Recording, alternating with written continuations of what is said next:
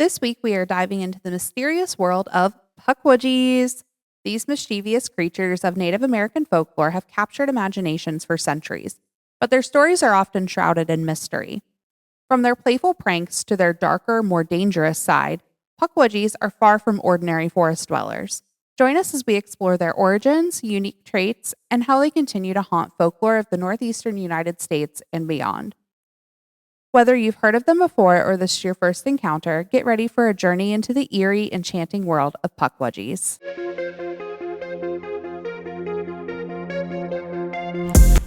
I'm Sammy. And I'm Nicole. And we are Spooky Sleuths.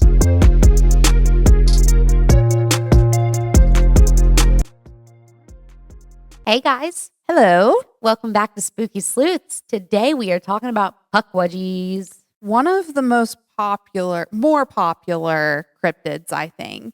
Especially of the ones that aren't like a single figure. Yeah. Because these are supposed to be found numerous places, not just like how, the Flatwoods monster is just in Flatwoods. Right. And the Mothman's just in Point Pleasant. Exactly. Jersey Devil, just in Jersey.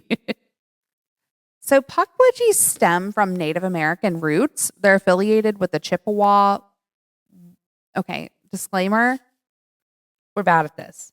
I mean, no disrespect by my butchering of these Native American words. It's Wampanoag, by the way. Nicole's going to have to put some subtitles on the screen. But Pukwudgies are affiliated with the Chippewa, Wampanoag, Algonquin, Abenaki, and Mohican tribes. Okay, you did those okay. Yeah. At least that's how I've heard them pronounced. We'll go with that. Wait till we get a little further. Okay. Oh, it gets worse. Okay. With Pukwudgies stemming from multiple tribes, there are alternate names that they go by. So if you hear Bagwudginini, Pawisuk, or Pakwatchinin and I don't mean any disrespect at all, promise. But please forgive us. All of those refer to Pukwudgies, plus there are many more different names. In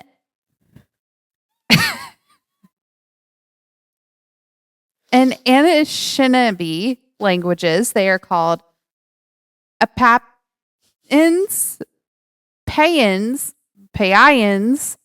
or Puns, which means little ones or little people. Let's call them little ones or little people, because I can say those. And Pukwudgies, Yes. which is fun to say, as opposed to all the other ones. Yes. The other ones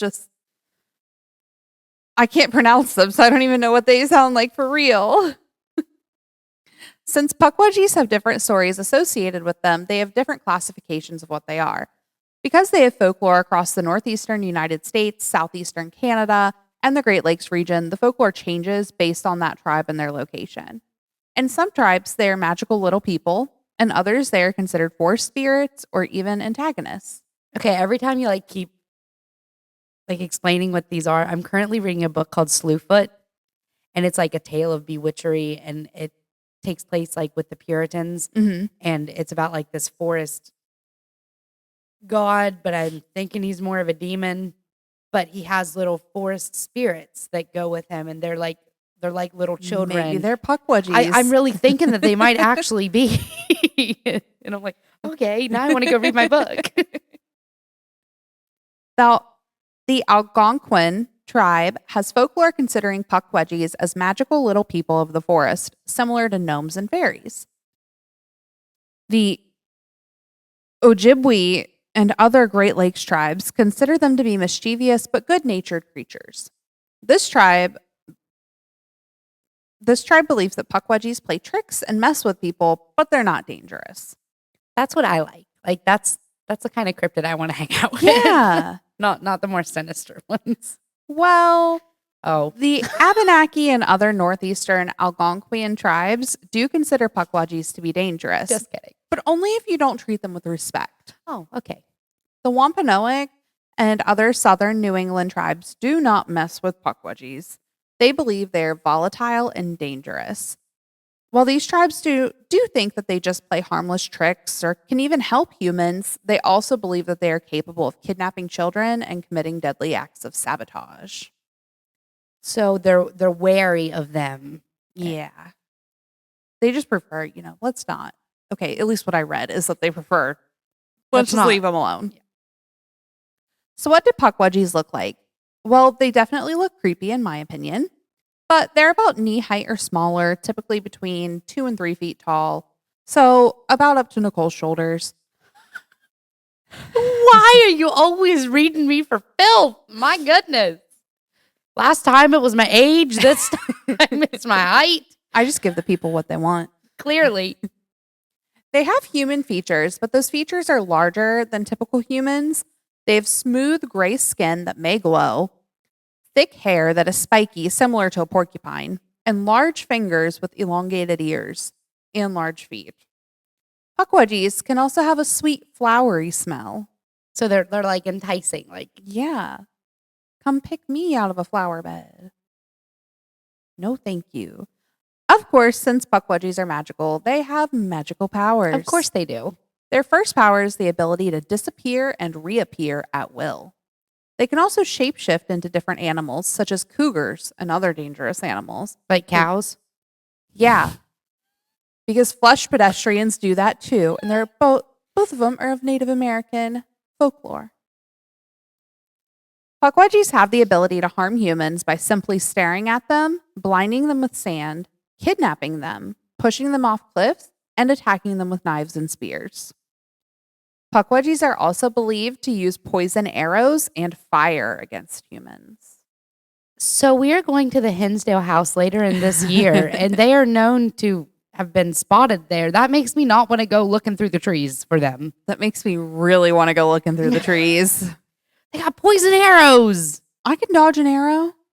You can't dodge a ball. If you can dodge an arrow, you can dodge a ball. I'm glad we both went there.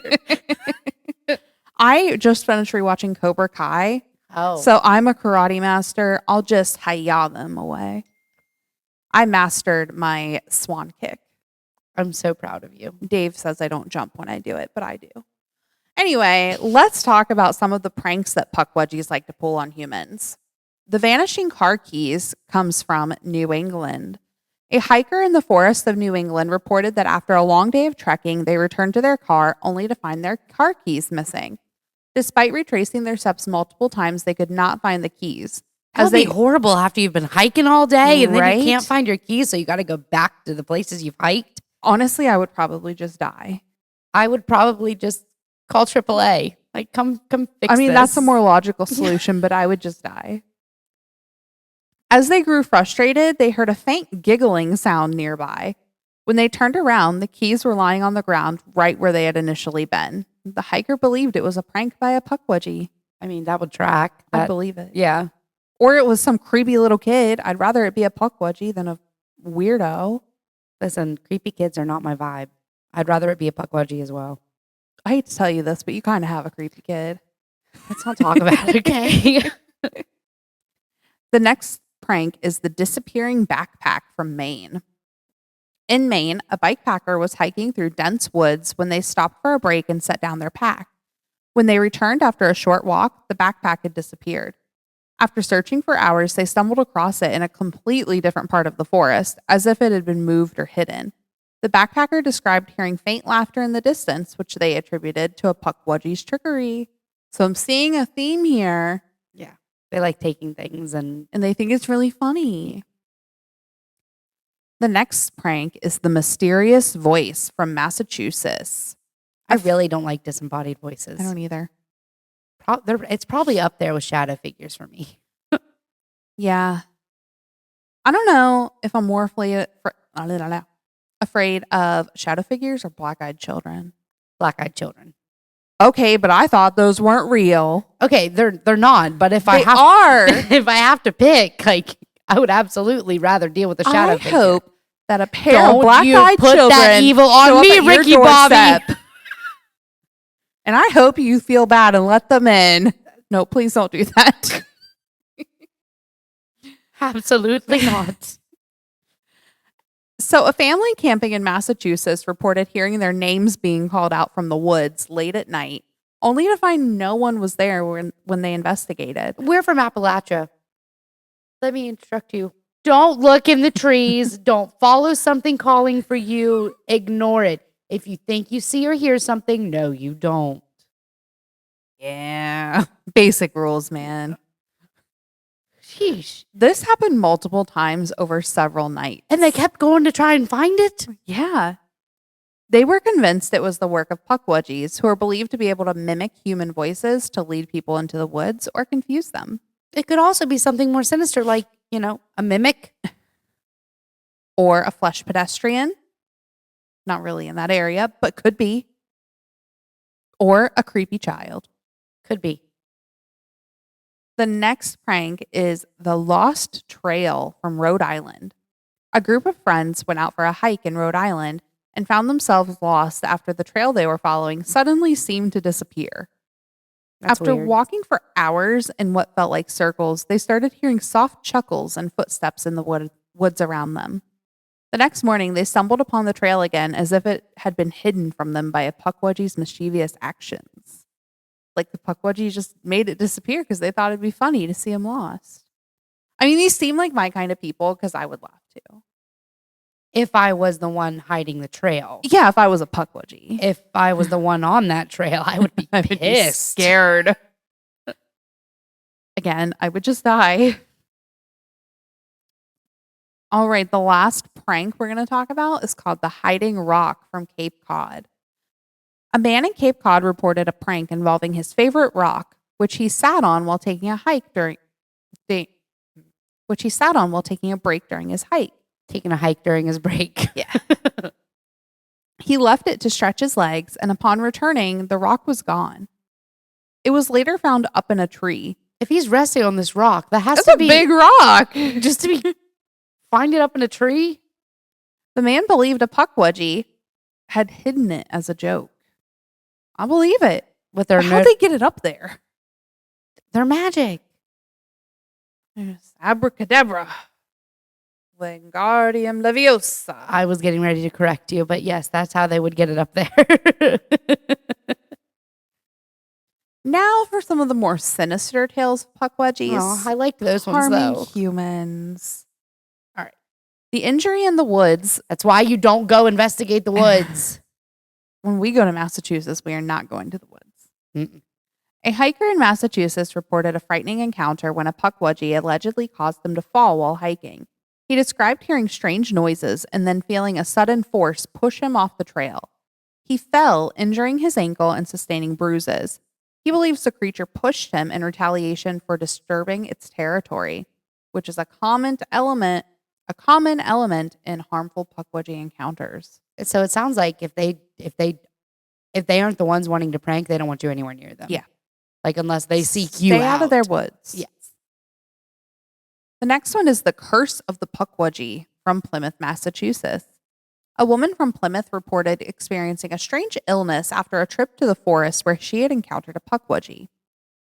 After coming into close contact with one of the creatures, she started feeling increasingly ill, suffering from headaches, fatigue, and dizziness.